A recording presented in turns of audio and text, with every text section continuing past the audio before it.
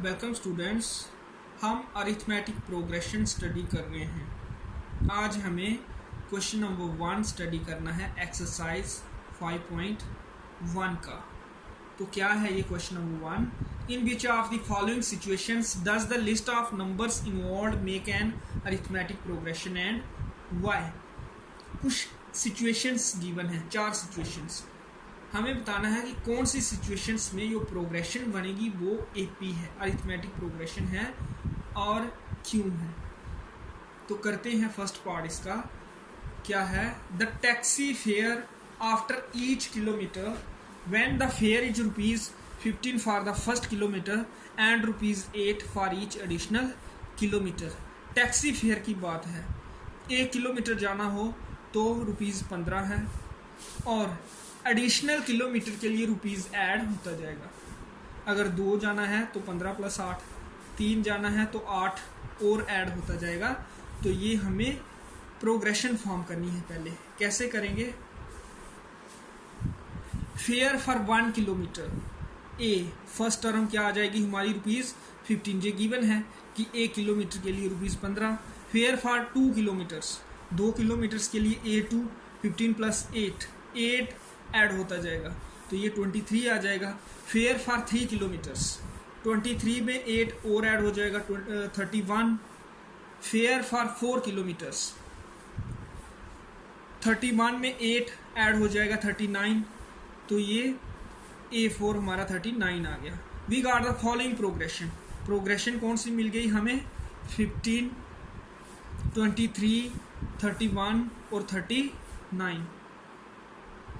ए हमारा 15 आ गया, A2 23 आ गया, A3 31 आ गया, A4 39 आ गया।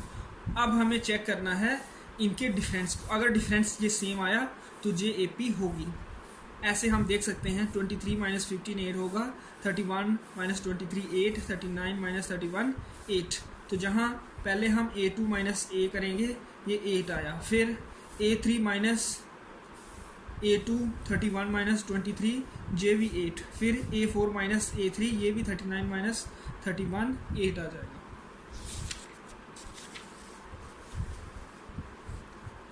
ये आ गया 8, which implies the difference between each pair of consecutive numbers is same difference आया।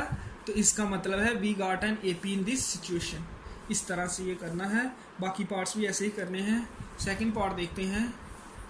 The amount of air present in a cylinder when a vacuum pump removes 1/4 of the air remaining in the cylinder at a time. Cylinder में air है, vacuum pump से हम remove करते हैं और every time 1/4 of the air is removed. 1/4 हिस्सा air का remove कर देता है ये pump every time.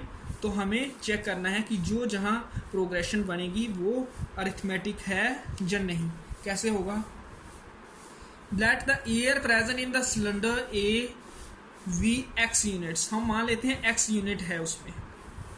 Air in the cylinder after first removal, first removal के बाद जो सेकंड टर्म आएगी A2, X में से 1/4 मतलब X/4 हमें सब्ट्रैक्ट करना है।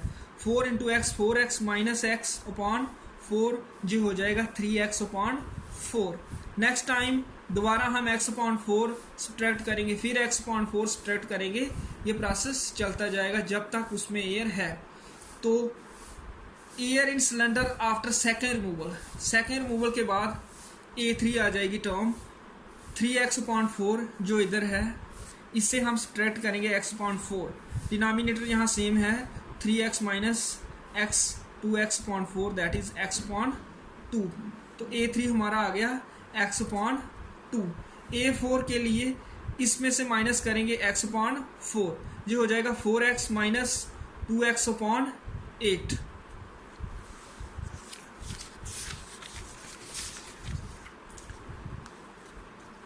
(4X - 2X/8) that is 2X/8 X/4। A4 हमारा आ गया X/4। फिर air in cylinder after fourth removal, वो टर्म हमारी 5th आ जाएगी, x/4 माइनस x/4 0। तो ये फिफ्थ टर्म आ गई। तो हमें कौन सी प्रोग्रेशन मिली? फर्स्ट टर्म हमारी x थी, हमने जो सपोज किया था, फिर रिमूवल जब हुआ तो 3x/4 रह गया, फिर x/2 x/4 और लास्ट में 0। तो जहां हमारा ax आ गया, a2 3x/4 आ गया, a3 x/2, a4 x/4 और a5 0। अब हमें चेक करना है कि क्या जो AP है उसके लिए डिफरेंस कैलकुलेट करने हैं। सबसे पहले हम करेंगे a2 और a का डिफरेंस। a2 है हमारा 3x/4 और a है x। डिनोमिनेटर कुछ नहीं है तो 1 कर दिया। 3x minus 4x/4 minus x/4 पहला डिफरेंस आ गया। फिर दूसरा difference a3 minus a2, a3 और a2 ये हो जाएगा 4x minus 6x/8, 4x minus 6x minus 2x, 2 1 जा 2, 4 2 जा 8 माइनस x/4 वही डिफरेंस आया। फिर next difference a4 minus a3, a4 है हमारा x/4 और a3 है x/2, 2x माइनस 4x/8, दोबारा ये माइनस 2x/8 और ये हो जाएगा माइनस x/4। ये थर्ड डिफरेंस आ गया। उसके बाद fourth difference a5 minus a4, a5 है 0 और a4 है x/4, 0 minus x/4 that is again minus x/4। तो ये चारों डिफरेंस हमारे सेम आए, which implies the differences are difference between each pair of consecutive numbers is same. तो ये डिफरेंस सेम है, it means we got AP, we got an AP in this situation. तो second part भी हो गया। उसके बाद थर्ड पार्ट जैसे फर्स्ट पार्ट है सेम वैसे ही करना है, तो इसलिए मैं खाली आपको प्रोग्रेशन बना के दे दूंगा, आप चेक खुद कर लेना कि क्या ये AP है या नहीं। The cost of digging a well after every metre of digging when it cost ₹150 for the first metre and rises by ₹50 for each subsequent metres. तो वहाँ टैक्सी फेयर था जहाँ कास्ट ऑफ डिगिंग है, first metre के लिए well डिग करना है, first metre के लिए ₹150 और नेक्स्ट के लिए 50 ऐड होता जाएगा। तो हम लिख लेंगे cost of digging 1 metre of well, first term हमारी आ जाएगी ₹150। Cost of digging 2 metres of well, 2 metre अगर डिग करना है तो 150 में 50 और ऐड हो जाएगा, ये हो जाएगा ₹200। Cost of digging 3 metres of well, 50 और ऐड हो जाएगा तो 250। Cost of digging 4 metres of well, 50 और ऐड हो जाएगा तो 300। Therefore, we got the following progression 150, 200, 250, 300। तो ये आप देख सकते हो AP है क्योंकि 50 का डिफरेंस है एवरी पेयर में। तो ये आप कंप्लीट कर लेना, जैसे फर्स्ट पार्ट किया था वैसे ही है, सेम वर्ड्स हमने यूज़ करने हैं। तो उसके बाद फोर्थ पार्ट है जो वो AP नहीं है, इसलिए उसको देख लेते हैं। पहले तीनों पार्ट्स में AP हमारी आई, फोर्थ पार्ट में AP नहीं आएगी, तो इसको देखते हैं। The amount of money in the account every year when ₹10,000 is deposited at compound interest at 8% per annum. Amount है ₹10,000 किसी अकाउंट में और रेट ऑफ इंटरेस्ट है 8%, ये हमें गिवन है। और इस सिचुएशन में ये प्रोग्रेशन बनेगी, क्या वो AP है या नहीं, ये हमें चेक करना है। तो उसके लिए हमें अमाउंट का फॉर्मूला पता होना चाहिए, वो होता है P × 1 + R/100 raised power n। A होती है अमाउंट, P होता है प्रिंसिपल मतलब मूल राशि, R होता है रेट और n होता है नंबर ऑफ ईयर्स।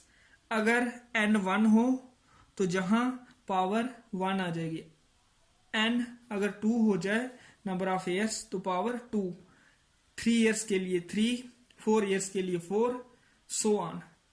तो हम कैलकुलेट करेंगे सबसे पहले 1 ईयर के लिए अमाउंट आफ्टर 1 ईयर, वो हो जाएगा 10,000 × 1 + R, R हमारा 8 है, upon 100 raise to power n 1 year के लिए 1 आ जाएगा। फिर अमाउंट आफ्टर 2 ईयर्स, 2 ईयर्स के लिए बाकी सेम रहेगा, खाली n चेंज होगा क्योंकि रेट और प्रिंसिपल वही है, तो खाली n नंबर ऑफ ईयर्स 2 हो जाएगा, तो ये सेकंड टर्म आ जाएगी। फिर third term A3 10,000 1 plus 8 upon 100 raise to power 3। ऐसे ही हम फोर्थ फिफ्थ नेक्स्ट टर्म्स निकाल सकते हैं। फोर्थ के लिए n 4 हो जाएगा, फिफ्थ के लिए 5 हो जाएगा, सिक्स के लिए 6। तो उसके बाद हमें डिफरेंस कैलकुलेट करने हैं। अगर ये डिफरेंस हमारे सेम आए तो ये एपी होगी, अगर डिफरेंस डिफरेंट आए तो एपी नहीं होगी। तो पहला डिफरेंस हम कैलकुलेट करते हैं सेकंड और फर्स्ट टर्म का, A2 और A का। A2 है हमारा 10,000 1 plus 8 upon 100 raise to power 2 ये, और A है 10,000 1 plus 8 upon 100 raise to power 1 ये। तो जहां कॉमन है 10,000 इधर भी है, इधर भी है, 1 प्लस 8 अपॉन 100 इधर भी है और इधर भी है, तो ये आ गया कॉमन 10,000 1 प्लस 8 अपॉन 100। तो इधर पावर 2 है, एक कॉमन आ गया, तो पीछे 1 प्लस 8 अपॉन 100 रह गया, ये आ गया। जहां पूरा ही कॉमन आ गया है तो 1 और ये वाला माइनस, फिर 1 1 कैंसिल होके 8 अपॉन 100 रह जाएगा इधर। तो ये आया पहला डिफरेंस। फिर दूसरा डिफरेंस निकालेंगे तो वो डिफरेंट आएगा, ये नहीं होगा। तो जब डिफरेंट आएगा तो ये एपी नहीं होगी।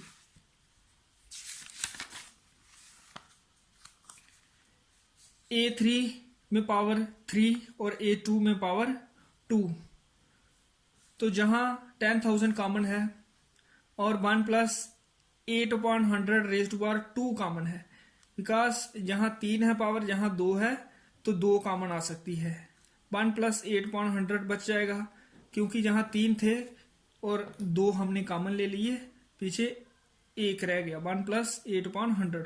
और जहां पूरा ही कॉमन आ गया है तो 1 रह जाएगा, और साथ में ये माइनस 1 1 कैंसल, और 10,000 ऐसे ही आ गया, ये वाली ब्रैकेट ऐसे ही आ गई, पावर 2 और जहां 8 अपॉन 100। तो पीछे डिफरेंस डिफरेंट था, वहां क्या डिफरेंस था, जहां पावर 1 थी और जहां 2 है, तो इसलिए ये डिफरेंस डिफरेंट हो गया। तो इसका मतलब है A2 minus A not equal to A3 minus A2। जो फर्स्ट डिफरेंस है और सेकंड डिफरेंस है वो सेम नहीं है, तो इसका मतलब है we did not get an AP in this situation. इस तरह से ये करना है। आपकी फर्स्ट एक्सरसाइज कंप्लीट हो गई। Okay, see you.